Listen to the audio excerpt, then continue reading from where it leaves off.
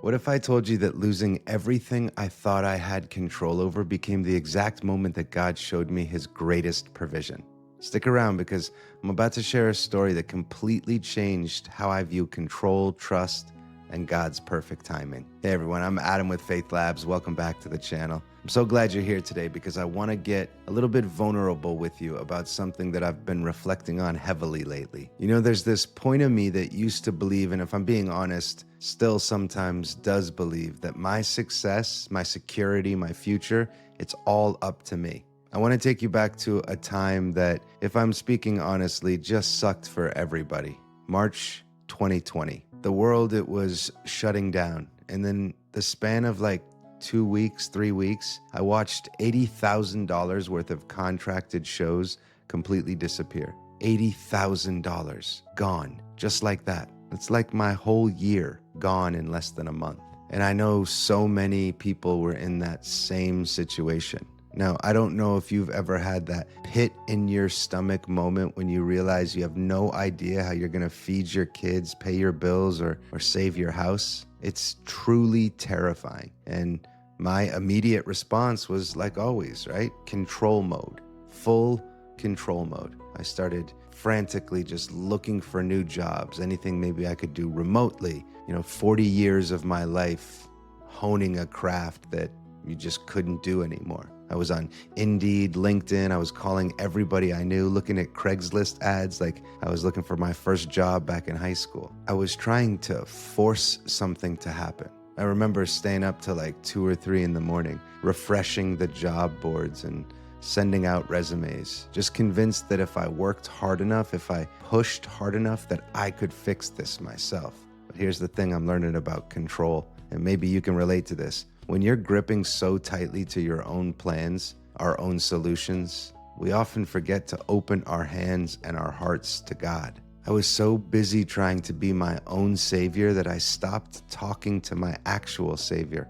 See, Proverbs 3 verse 5 through 6, it says, quote, "Trust in the Lord with all your heart and lean not on your own understanding. In all your ways submit to him and he will make your path straight," end quote.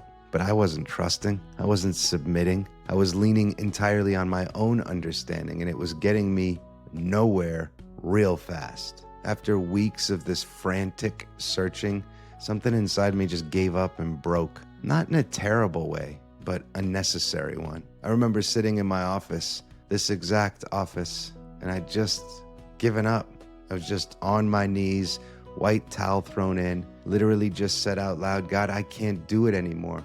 I don't know what to do. I need you to show me something, anything, and make it crystal clear." And you know what happened? I just started praying, really praying. Not quick, "Hey God, please help me find a new job" kind of prayers, but honest and vulnerable conversations with my Abba Father. Night after night, I just talked to him about my fears, about my worries, about my complete confusion and fear about what to do next. And then the very next morning, after one of those really heartfelt sessions, a friend of mine called me, kind of out of nowhere, a fellow magician. He said, "Hey dude, I'm not sure if you'd be interested in this, but I just started doing some virtual magic shows. Corporate companies are calling and wanting to keep their morale up for people who are working remotely. So I set up a little studio and now I'm doing virtual shows." Virtual shows? Huh.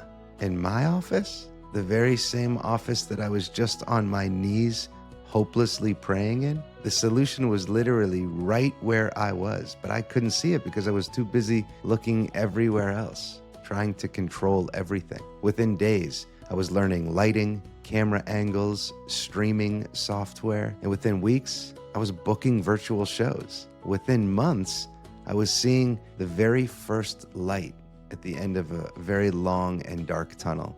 And here's what I realized. This idea, this solution, it didn't come from my frantic searching and my late night worrying. It came when I finally stopped trying to be in control and started trusting that God was. See, I think sometimes we mistake our surrender for giving up. But I learned this, and I love this. See, surrender isn't giving up. Surrender is giving over. Surrender is us saying, "God, your ways are higher than my ways. Your thoughts are always higher than my thoughts." It's Isaiah 55, 8 and 9 lived out in real time. The truth is, God wasn't waiting for me to exhaust all my options before he stepped in. He was just waiting for me to remember that he was an option. He was waiting for me to stop telling him about my problems and to start asking him for his solutions. And here's what I want you to know. If you're in a season right now where you feel like you have to control everything, where you feel like it's all up to you,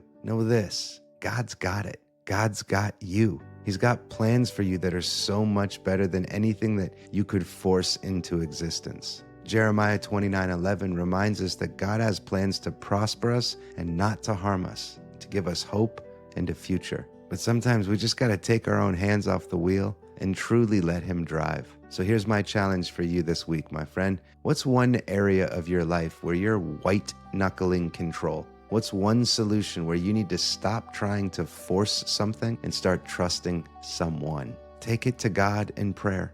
Not just a quick request, but a real conversation. Tell him your fears, tell him your worries, and tell him your confusions. And then be still and listen. His solutions are always better than ours. Hey, my friend, if this story has resonated with you, if you've been there, do me a favor and hit the like button. Make sure you're subscribed for more real talk about faith and life. And I'd truly love to know in the comments, what's one area where you need to let God take control? Share your story. You truly never know who needs to hear it. Until next time, my friend, remember that God's got this and God's got you. I do daily devotionals for busy Christians. I do hope to see you on tomorrow's. Until then, onward, and God bless you.